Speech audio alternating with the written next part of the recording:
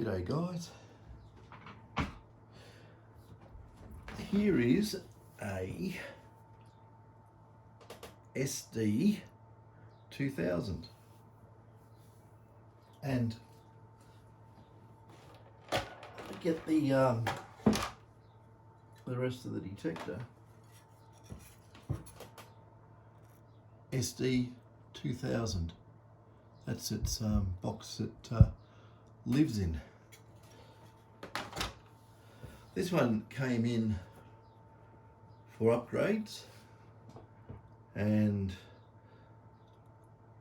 it was going to be turned into a dedicated deep gold machine.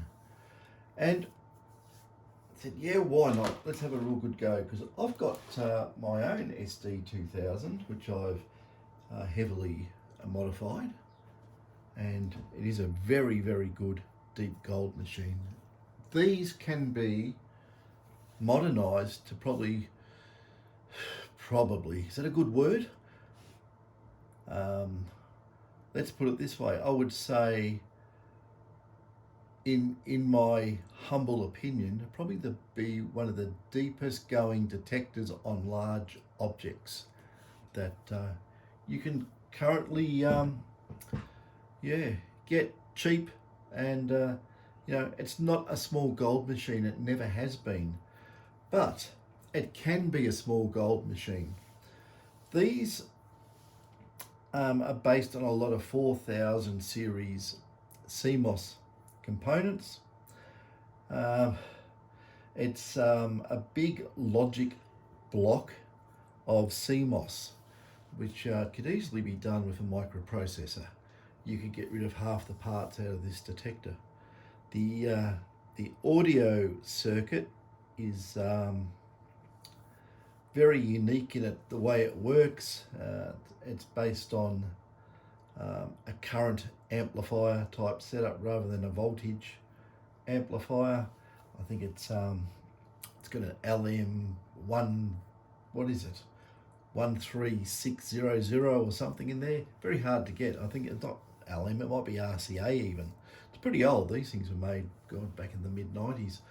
And yeah, there's a lot of things about it. I mean, it has 2 channels in there, and they're not combined in any way. It's just that whatever signal is the loudest, if it's on channel 1, which is its deepest channel, which works off its very long transmit pulse, it'll basically, it's got some switching circuit in here, and it switches over,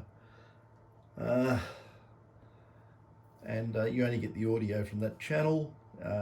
When it's a smaller target, it's not triggering channel 1, it's coming through on channel 2, it'll operate the switching circuit here and select the audio from only the channel 2. So you'll never get 1 and 2 together.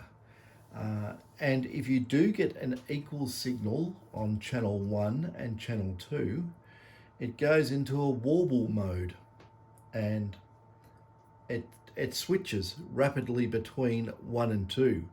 And it was actually called the warbler when people were using these detectors. But when you look at the design, it's got a noisy switch mode power supply in there, and it runs continuously. I have fixed this one up. I've used a shielded inductor as best as I can do for what it is. It does need a lot more filter capacitance in the detector. You can see that on the supply rails. This was, I think, the first pulse induction detector that Minelab ever made. And going back in, all those years ago, I mean, they made it out of what they had. There's no micros in it or anything like that. It's just pretty bare basic. It doesn't even have the damping resistors switched out of circuit during the receive cycle. So that probably helps remove some of your receive signal. It'd be very, very easy to, with these big bank of resistors they use, just go for a newer version. You could probably use the same version of what they use in the later detectors. I think it's 390 ohms, just a 2 watt 390 ohm non-inductive type resistor. And instead of going directly to ground, you could take some control signal from the 4093, which switches the receiver, and you could utilize the connections off the, oops, just banged the camera. You could utilize the connections off the 4093 to time the a MOSFET, a small MOSFET, in series with the damping. So when the transmit has basically, which, oh, hang on, you got to be careful with this. I just thought about something. You probably have to utilize a little bit of timing because you don't want that MOSFET on with the opposite to the receive because it would be on during the transmit cycle, which it would, you could do it. You could do it. The resistor's going to get a little bit warm because you'll be putting the transmit voltage through the resistor through the MOSFET to ground. But during the receive cycle, you can just turn the MOSFET off, and then it's nothing on that receive line because the transmit receive line on these is exactly the same. It's unless you're using a double D coil, then it's different. But let me think about this on this detector. I've never actually delved into it. Does it actually separate? It may do. It's joined in the plug here. I never looked into it. Never had to. You know, it's just sort of what you get is what you use. But all that could be investigated, and with a little bit of timing and clean it up with a Schmidt trigger or something, make a little subboard up with a MOSFET on it, you could, at the end of the transmit cycle, that's what you'd probably use. You'd use a transmit cycle turning off, and also around that time, a little bit of delay. It's set, I think the delay is set by a 68 picofarad capacitor with a BSS 170 transistor and a 0.1 capacitor there, which goes to the 4093 that controls the timings for the receive, turning the two MOSFETs on. Basically, one's a P channel MOSFET, one's an N, they're in series, and it's just basically, you know, you drive the voltages on one like that, and this will be on, this one will be on, and that way they're both off because you've got an N and P. So you can't drive it from the same line. You've got to invert the phase on that. But that's no big deal. Nothing fantastic, nothing special. You could even do what they do in the newer detectors, get rid of the P MOS and put a N MOS in there and drive them off the same line, and not worry about the other output, which you could then utilize to drive the MOSFET to have switched damping. Just to take the load off the receive line, specifically I'd say using a mono coil. Sounds interesting, doesn't it? It certainly does. Okay, well this one here, it's pretty well bog standard. I've pulled some stuff out of it and I've put some extra stuff in and I've modernized it a little bit, and I've put two boards in this. I've got rid of the LM 394 differential transistor set. I've got rid of all the biasing, or most of it, what's important anyway. Biases around there, and I've got a little stack of low noise op amps on the input. It's very hard to get a lower noise figure than the LM 394. They're very, very low noise actually, and they're damn expensive to buy because they're actually discontinued. They're better used for different things, but in its place I've put a stack of op amps, and I've got a variable gain board on it as well, so we have variable gain, and it's a little bit tame at the moment. I can get a lot more out of this. And the other thing too, with the crystals here, you can put in a switch and select which crystal you want. They have a 1.8 megahertz and a 2 megahertz crystal, and they had jumpers on here, and you could jump it to whichever one you wanted. The idea was, and this is only hearsay, is that if you sold a family 2 detectors, you would get just the jumper for say 2 megahertz on one detector and the 1.8 on the other, so they had less chance of interfering in the field whilst working together. So you don't want the switching overlapping. But the trouble with that is, because the way these switch, and you'll have overlap anyway, so it's going to still interfere. It's not going to they're not going to be, one's going to be transmitting out of the received passband of the other one, or vice versa. They're going to cross, and it's going to make interference. Anyway, what it is. But a better idea of these 2 crystals is this one here has been changed. I mean, that one there, sorry, the silver one's been changed, and that is a 1 megahertz crystal. And to make a 1 megahertz crystal work in this, because that's, if you want really big targets, deep, that's what you do. You put a 1 meg crystal in there. You can go lower. We've had these running at 640 kilohertz as a time base, except the MOSFETs here will get red hot, and the damping one, or damping, should I say, the energy clamp here, this one, keeps that flyback at 185 volts or whatever it may be, it depends. And that gets red hot. That gets red hot anyway. You could, if you had miniature eggs, you could cook it on that transistor. Not a problem, it's a MOSFET, but anyway. It gets red hot. So watch out for that. And that's usually got a heatsink, a sill pad on there, and it's bolted internally onto the case, and it's a pain in the bum to do up the screw on this, the way it's done. But anyway, because you've got to come in like this, and it's really difficult because it's in the box, so you've got to work a flat blade on extreme angles. It's very difficult. The 2200's worse, and I think the 21 maybe too, because it's got a nut and on the screw, and you've got to hold it behind. What I do is I solder a little bit of wire to it so I can hold it. Otherwise, it's all over the shop. You can't get it in there. It can take you 20 minutes to get the damn screw in. So that's that. So anyway, we've got this thing here all hooked up. This does need more capacitance. It needs the power supply completely cleaned up. It has old components in there.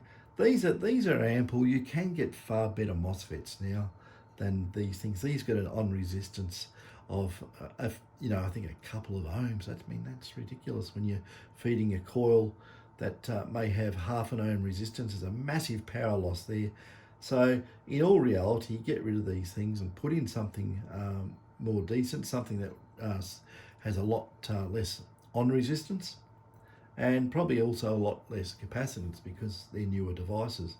That's very, very old MOSFETs, but easy enough to replace. The other thing you replace as well, it's got a 1 amp high-speed diode here, which is just some ceramic Phillips thing for memory. What we can do here, we can remove that and put in new modern ultra-fast diode. You could even put in a very, very small, I'll show you these, we've got some here. I might even put one of these in yet.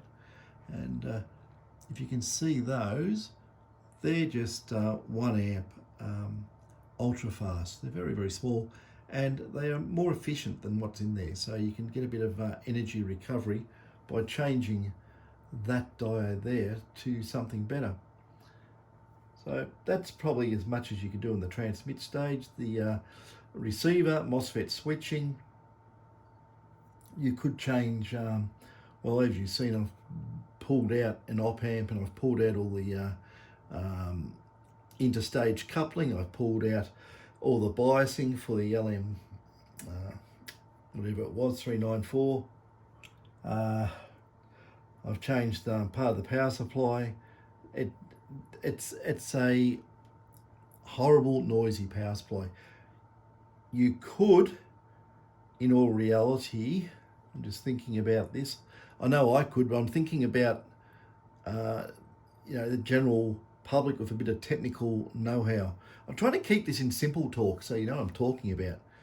I don't want to go off on big technical tangents, but the power supply capacitors there and there, they could be greatly improved in size. You also want to make sure that switch mode, it has a small bipolar transistor and a 2N7000, I think MOSFET is for the generation of the positive voltage. But remember, this is positive to ground, and it generates a positive voltage higher than this, and then that is positive. They ground this, so this is now ground even though it's positive, and now the negative is -5. Well, actually it'll be -6 or whatever, but it's a small bipolar transistor under here which drops the voltage by a volt or so, and that will give you within reason pretty correct rails for the plus and -5 volts for all the CMOS and everything else, and the op amps and whatever else in here. So that's that. The thing I hate most about the SD2000, right? And everyone I know hates it. Say you got your audio amplifier on, or you basically got your headphones on. This is what I hate, right? When you start it, right? At the moment, I've just got it sitting over there on the power supply. It's just sitting there, 6 volts, and it's not drawing much current. We can make it draw more current. I'll put in new MOSFETs here, it'll draw more current, but it's fine. The batteries these days are very good. Lithium batteries last for a long time. So anyway, we'll turn him on, and this is the dreaded I hate it noise when it starts.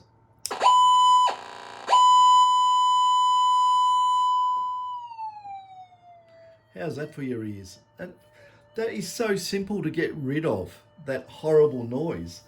All it needs is something like a diode, a small capacitor, and put a MOSFET across the audio output. So not an N-channel MOSFET. You could probably use a depletion type MOSFET of the right polarity and just rectify something earlier on, so it gives it a delay before it turns on and blasts your ears to pieces. It's terrible. It's a horrible noise. That's capacitors here charging up on the integration stage, and as they come up and stabilize, that's what makes that noise. So it's just part of the system. But I would put a momentary clamp on the audio lines here. As you can see, I'm pretty sure it goes through it goes through resistors, so you're not going to blow anything up. You're just going to just dump something across this on the past the resistors, and get rid of that horrible noise. You can see I hate that noise. I haven't done it actually. It's really simple to do, and I haven't done it. I should do that. You can even go to the point of, you can put if you want to do it old-fashioned, you get a miniature relay, stick it in there, and put a resistor and capacitor onto the coil. So when you turn it on, it takes a little time to energize the relay, and then a click, and then it puts the audio on after all that rubbish has dissipated and gone away. So that's what we've got. But at the moment, we've got variable gain on this. I've got a complete new input stage. It's been all redone, biased. I've actually removed one stage in here as well. It didn't need it. I've got plenty of gain. But say on a point, this is just running on the clocking frequency as a master time base of about I think it's a 2 meg crystal in there. I'm not sure. Oh, actually that side might be the 1.8 meg crystal anyway. The other thing we do with these, and it works really well, is instead of putting or having a 1 meg crystal in there, you make up another crystal bank and put in extra switches.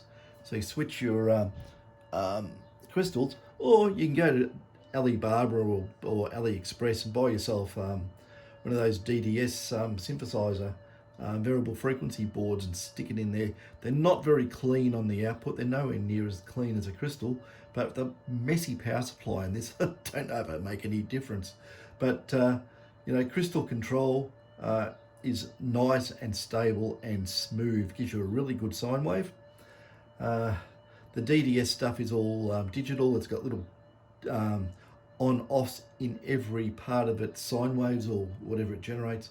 It does generate sine wave, I think, from memory, because it's got a inductor in series with the output. But you could do that sort of stuff and have variable frequency on it.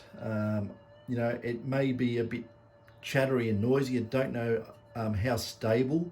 You don't want the frequency of an oscillator sit there going, divvying around with jitter like that as it tries to stabilize. This is for an experimenter. You go and experiment. But anyway, what we've got here, this is set up. It's as what they came out as general purpose detecting. Back in mid-90s, we did not go hunting fly specks of 0.05 of a gram of gold. It just didn't happen. You could do it with a VLF detector, but we had bigger gold everywhere. Your gold nuggets back then, that size was not uncommon, and I've seen gold nuggets the size of loaves of bread come out of Malayagal from way back near the Mullock heaps there, near the Black Reef. And I wish we had the photos of all that stuff. It's probably long gone now. It was all done on normal photography, and the people that had the photos, they're probably decayed away by now, and well and truly lost. Guys, if you've got any photos of that sort of stuff, send it in on my email. Just send it into Peter or David at detectormods.com, and we can show the pictures around on YouTube, because it's good inspiration to see what actually came out the ground. And I'll tell you what, some of the big stuff is still there, but the detectors we have nowadays just don't cut the mustard in getting that big, deep gold. They could be down around about 1.2 meters, 4 feet, somewhere around there, maybe more. I use big coils. I can get down 6 feet on big stuff. I can get down even bigger, but then it becomes an issue trying to move the coil around. So then we have to go to drag coils, and you need open ground to do that within reason. You can make a big, long, skinny drag coil that will still give reasonable extended depth on big targets, but another day, another time. We're going to test the big coils coming up too. When you're just looking, it's about 33 degrees today, and it's really muggy because we've had so much rain and so much mist. It's made it really humid. So anyway, it's just purring away. It's actually very quiet. Normally these, just changing all the front end input stage and that, has actually made this very quiet. I've got it on a cancel coil, but even so, a normal 2000 would be sitting there and intermodding with the mains and carrying it like a pork chop. It would be just absolutely, you couldn't really use it. Anyway, what we'll do, I'll turn this around really slow so you don't all get car sick. That's what someone told me, that don't move the camera so fast, you get car sick. Oh, hang on, I'm going to turn that. Oh, dear me. And do I loosen that? Oh, that's right, I'll loosen that one. So there's a cancel coil sitting there. Right, and on the cancel coil, just for a test on using this at standard clocking frequencies, which gives us about 260 microsecond long pulse and 65 microsecond long shorts. And if you notice that on those pulse lengths, on the newer detectors, they're all half that. But anyway, there's our 0.1.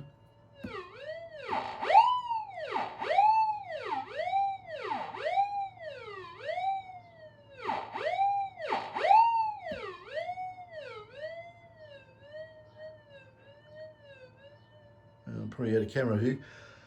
But, you know, I can crank this up a lot more in gain, and it gets to 0.1 really easy, especially on the cancel coil with half the energy going on the other side of the coil not being used. So there's nothing wrong with that. These, I always said that these are a really good deep gold detector. If you get an old one, you can pick these up now very cheap, and you put new parts in it. Yeah, on big gold and a decent sized coil, you can outperform even the newest stuff without a problem, right? Just what I said on this, what you could do to it is you can make this into a really, really good detector, right? Now, if you want to get your 0.0, this, that, and the others, right, really small stuff, what we do is the 1.8 meg crystal or the 2 meg crystal in there, we get rid of that and we put in, you can put a 4 megahertz crystal in there, right? And this will pick up fly specks when you do that. It's nothing wrong with it, but you have to change the scaling, because this has got manual ground balance. You have to change the resistors in part of the circuit to rescale the ground balance so it works at those higher clocking frequencies. And that is a bit of an issue. There's probably ways around it. You know, we could probably look at putting a switch on the front, a double ganged switch, and we could gang the crystals and say with when we click it into, say, high frequency, it adds or subtracts resistance on the pots. It's mainly channel 2 that goes, it runs off scale because you just haven't got that much range. And you could do that when you flick the switch. It's all automatic. So it ground balances correctly if you're in a low frequency or high frequency or a mid frequency. There's nothing stopping you putting 10 crystals in this if you wanted to, but you need a 10 position switch. And it'd be better if it was dual ganged, because then you could incorporate swapping the resistor on channel 2 in the ground balance circuit, so you could actually track everything as you went through a frequency range. The other way of doing it is do it digitally and probably put a digitally controlled potentiometer in there and you know, track it that way as well. What a lot of work, eh? Keep it simple. Use a switch. Use crystals. Crystals are cheap now anyway. Surplus crystals. You know, if you look out there, there's tons of 4 megahertz crystals out there. Actually, television color burst for old TVs used 3.2 megahertz. That's a really good crystal, dirt cheap. Millions were made. So there's common values of crystals out there. 1 megahertz usually comes in a massive big can, but for some reason Dave was managed to get 1 meg crystals that are in a standard little can, which we use on everything, you know.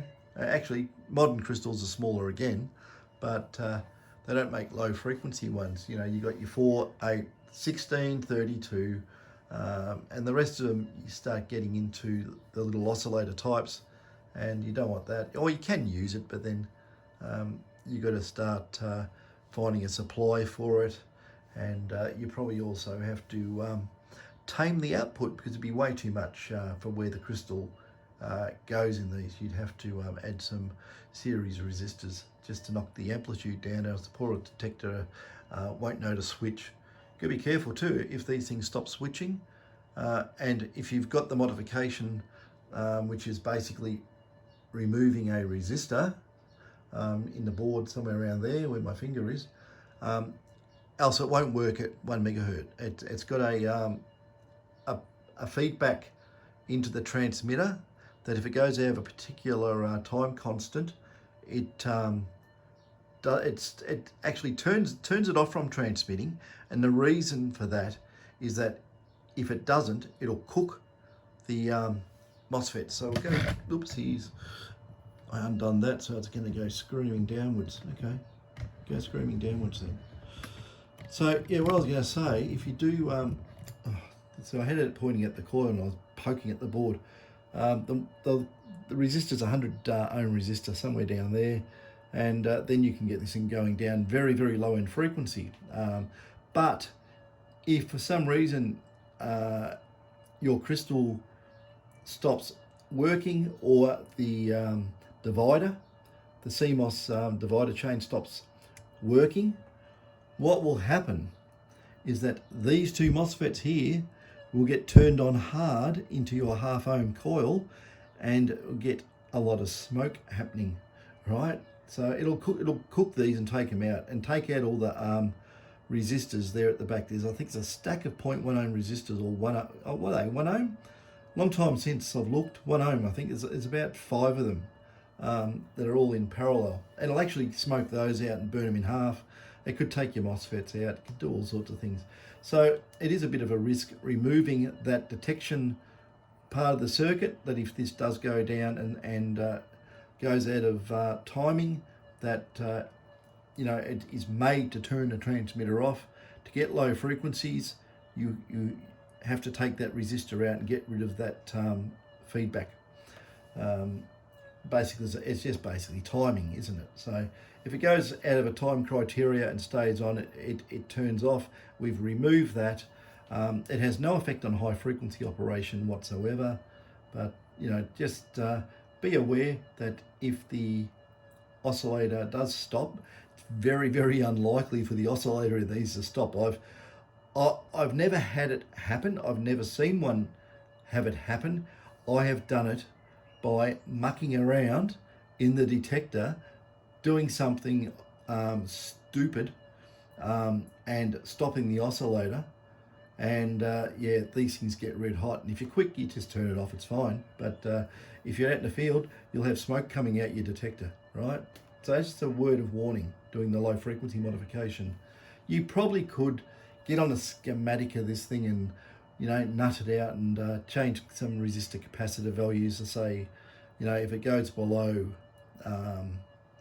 something a lot lower, turn off, or basically it should be very close to no clocking at all, and maybe it's set up to work at a couple of 100 kilohertz or something, and you can put anything in there within reason and it'd be protected. But this whole detector, really, we're dealing with really, really old technology, and this could be completely modernized. Easy. It's not even hard. You can modernize this. You can put automatic ground tracking in it, all sorts.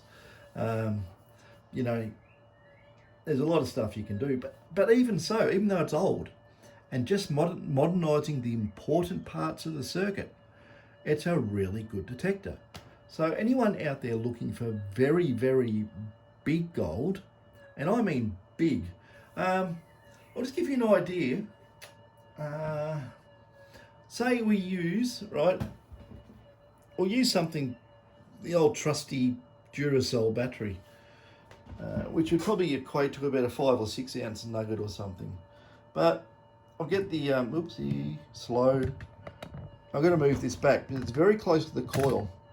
So excuse the jitters. Okay, very slowly, and up we go. And I'll see, I don't know if we can do this, but no, am I?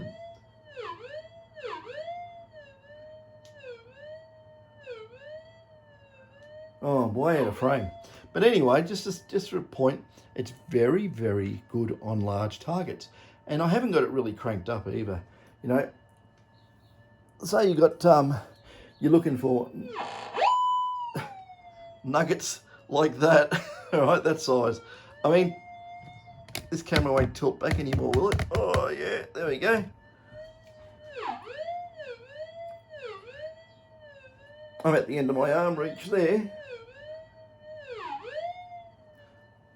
But, that's, oh, by the way, that's running on 2 megahertz. If we put that down the 1 megahertz crystal frequency, the distance is massive, it's huge. It really is quite large. So I'll loosen this off a bit.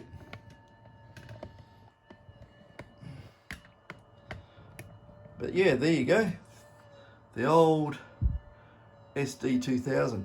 Now what I've done to this, you can do it to the 2100, we can do it to the 2200, and we also do a lot more to the later detectors like the 3000s or the blue boxes, all the way to the GPX 5000. Like, say, they all come in, they're all getting modified all the time. Like, if we get back, I've got a whole heap of modifications I'm doing down there. As I go out the door, more come in. David's got a whole heap from the US he's got to bring into me. So we're quite busy with all this. So I hope that's been educational. If you want a deep gold detector, and specifically for deep gold, and modifiable, so you can do fly specs if you really, really want to, or intermediate, that's your beast. That's just you know, old 1995, 96 technology. Works fine.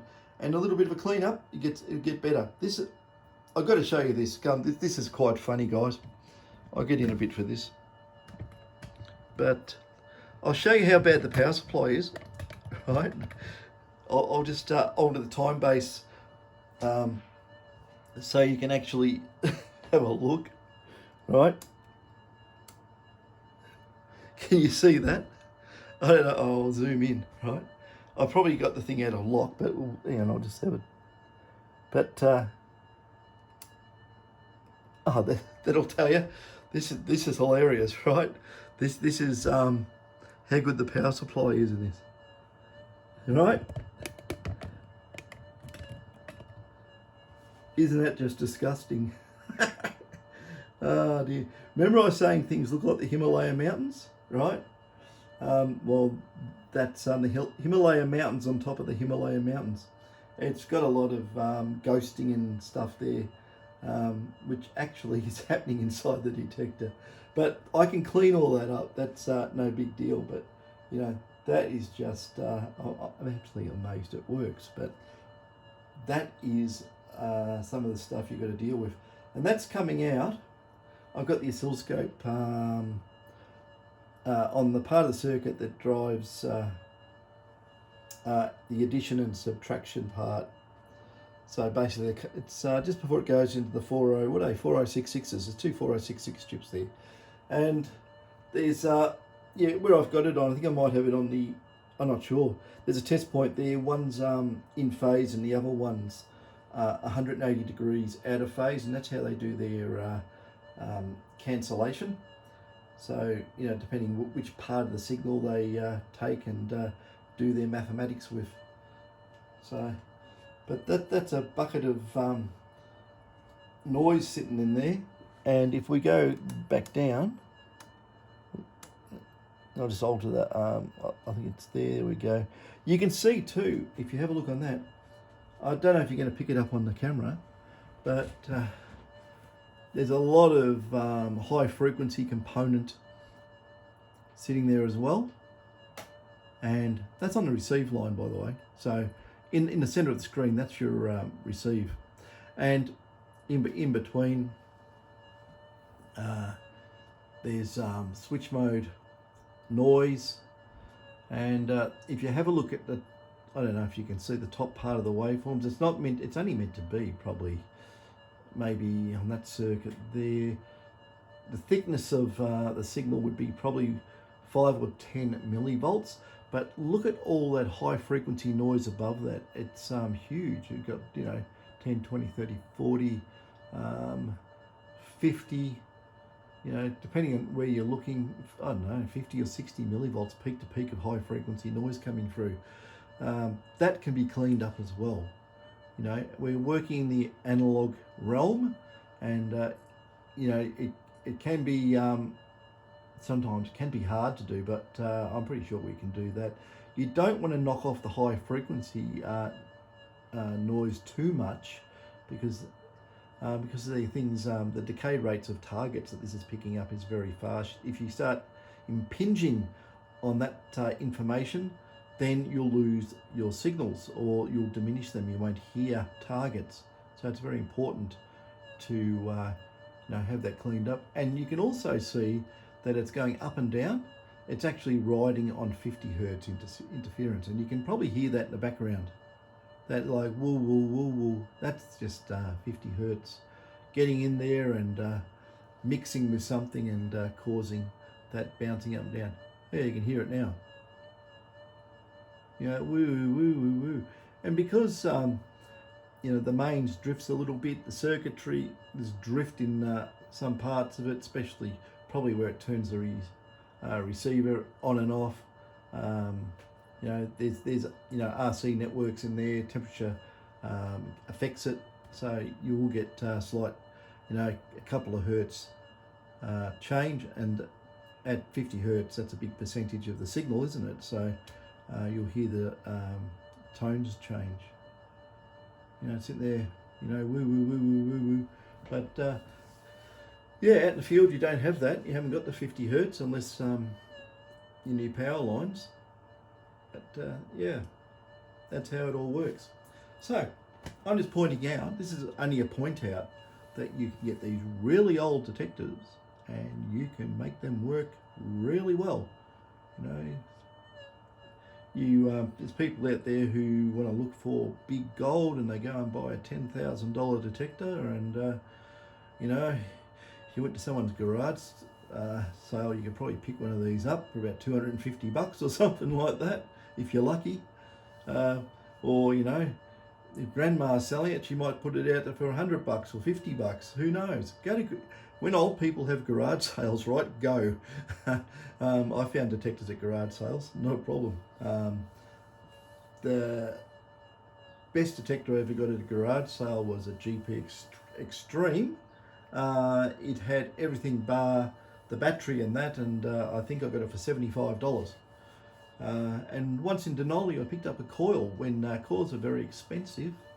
I think I was looking for a small coil, and someone had a little 10-inch round mono, and I got that for $50. I thought that was all right too, but that's years ago. So yeah, garage sales and stuff like that. The other place to get cheap detectors is those pawn shops. I know someone who got a VLF detector out of one of the pawn shops, out of the cash converters, for a very, very good price. About I think it's nearly new in the box. It came with a heap of accessories, and you got it for about a quarter of retail. So I thought that was good. Anyway, so I'm not going to array on about that, because I tend to if I get off track. But anyway, that's that detector, which is basically, we could call that partially modified, and it's doing really, really well. But change those crystals up the other end there, clock it as fast as you can. If you're really, really clever, there's ways for getting this to run up on a time base of 6 megahertz, right? And it will pick up 0.05, and it will sound like an ounce nugget, believe me. But what happens when you clock it that fast? You lose performance on big, deep stuff. You'll still get it relatively okay, but you're starting to skew the performance for tiny gold and losing a big, deep gold capability. And you go the other way, you improve the performance for a really big, deep gold and lose the small gold performance. So I just put that in there. Yeah, and be careful touching that one. That one carries the 185 volts on it. If you touch that and touch that, which goes to positive, which is actually ground for the case, believe it or not, which positive is ground in these detectors, remember? It ramps the voltage up above positive, so that is now the positive. Positive is ground, and just a normal battery, negative is now negative 5 volts. Just remember that. It's like a pommy car. And if you touch that thing on top there and touch that, you will get thrown over your chair backwards. So don't do that. Best thing I do, usually what I do, I put a bit of masking tape around it, because I bloody well picked it up occasionally, these things, and I've been belted. The capacitor here, that's the big capacitor, holds 185 volts, it's got a bit of whack in that. So if you want to discharge that into yourself all at once, You know, get across it the wrong way, it'll stop your heart. I tell you, danger, danger, danger, right? And like I said too, there's no warning on these detectors about that. You know, it doesn't say, oh, you know, beware, high voltage inside. There's nothing on any of the detectors. They don't say that, and they've all got high voltage inside them. All the pulse induction ones do, so be aware. It does have 2 resistors down here, which are meant to bleed off that capacitor. Whoops, see my finger there? There's 2 there, there's one there, one there. I think they're 68 ohms for memory, and they're meant to bleed off that capacitor, right? They go open circuit all the time, right? So you know what happens to the capacitor, don't bleed it off. And then you pick it up from underneath and you put your fingers on the terminals, it'll freaking give you a belt and a half as well. Be careful with pulse induction detectors. Even though there's no warning on it, believe me, they are dangerous. DC's a bugger too. It makes you want to grab. Rather than AC will throw you off in most cases, unless you fall on it. And if you grab with your hand, it makes your hand open and close really quick and you'll drop it. But with DC, it causes a clenching action. Be careful. You know, you don't want to touch that. If I put a multimeter across that, it'll show you it's around about 185, 190 volts. So, you know, in the US, they say 110 will kill you. So it's a lot worse with this. Even though it's it may look like a toy, right? Well, just think of it as bloody a defib machine, right? It's full of capacitors, charges up, carry it around with you, works on batteries. It'll freaking kill you as well as bring you back to life. It'll do both. So be careful with DC too. It's a real nasty thing. So yeah, just be careful with that MOSFET there. And also it's red hot too, these things. It gets, you know, I put my hand there, I can feel the heat coming off it. It will be sitting there at about 120 degrees or something like that. If you lick your finger and touch it, it will make a sizzle sound, but don't do that because of the high voltage. If you have an earth return onto you, you'll get belted. So be careful about that. Okay, that's enough waffle on this. If you want to know anything, put it in the comments. And if you want to keep up to date with this stuff, do the subscribe thing. I've said it in one video, but I'm saying it again. If you hung around this long, you must be interested. Subscribe to it so you don't miss the videos. Because sometimes I put up, I've done live, I've done these recording things, yeah, and I've even put up the little short ones, which are probably useless. You know, it's just, you know, it doesn't give much information, does it? But if you're interested in these detectors and stuff like that and modifications and all the rest, how to upgrade, subscribe to my poor little channel. I don't know how to put that button up. I'll get the missus to do that, maybe. She can go through all these videos and fix them up. If you've got any comments on the videos, you know, because I don't edit my videos. If you think they need editing, comment on it. Just tell me what you think. I don't care. You know, I'll take everything into account. If enough people whinge about something, I'll do something about it. But otherwise, you're going to just keep getting the same old stuff. Anyway, I've got to go do a car run. Catches.